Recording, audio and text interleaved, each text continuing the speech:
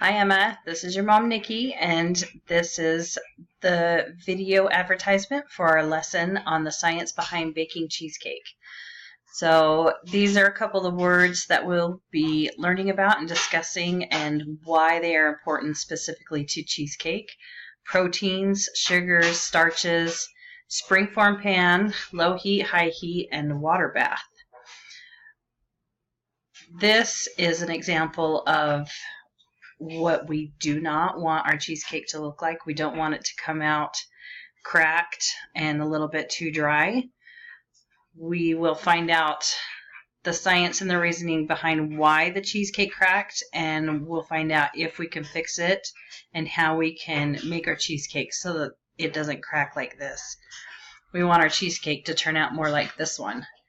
And by going through the different science techniques and baking techniques, we will figure out what is the best way to make our cheesecake. We are going to try 3 different types of baking styles with our cheesecakes to see which ones we feel like turn out the best product and why.